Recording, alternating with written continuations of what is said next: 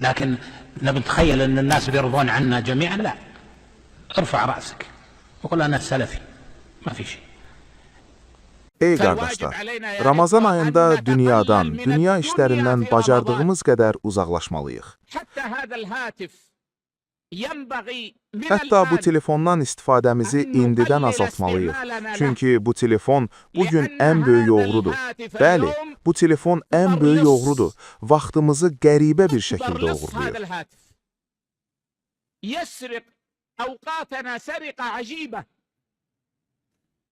Vəziyyət o yerə çatıb ki, biz hətta məsciddə belə ondan ayrıla bilmirik. Ola bilsin kimsə imam Allahu Əkbər deyib namaza başlayana qədər telefonunu əlində tutur. Sonra yerinə qoyur. İmam Əssəlamu aleykum və rəhmətullah deyib namazı bitirən kimi isə hələ əstəğfirullah deməmiş telefonu çıxarıb ona baxır.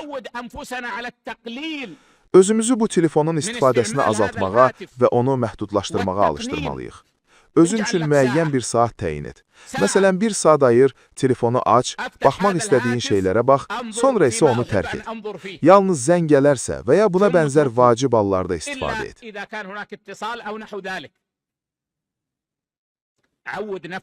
Özünü buna alışdır ki, Ramazanda Quran oxumağa imkanın olsun.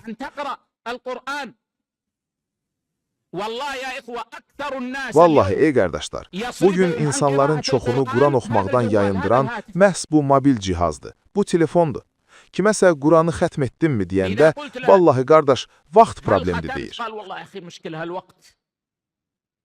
Halbuki vaxtının çoxunu bu telefonu əlində tutaraq keçirir. Ramazana ən gözəl hazırlıqlardan biri indidən özümüzü telefonu az işlətməyə alışdırmağımızdır.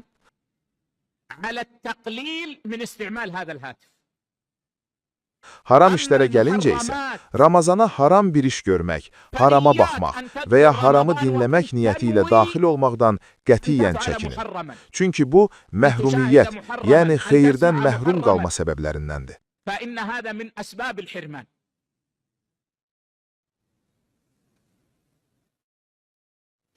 Ramazanın ilk gecəsindən etibarən hər gecə belə nida edilir. Ey xeyir istəyən, irəli gəl, yaxınlaş. Ramazan xeyirdir. Ey xeyir axtaran, yaxınlaş. Kim Allaha qarşı sadiq olarsa, Allah da onu sadiq qılar.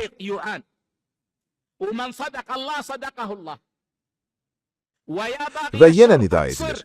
Ey şər istəyən, dayan, əl çək. Pis niyyətini və şər iradəni ləğv et, yoxsa bu ayda əziyyət çəkərsən. Ey Allahın qulu, Ramazan ayına qəlbində şər saxlamaqla daxil olmaqdan çəkin. Əksinə, qəlbini xeyir istəyi ilə doldur.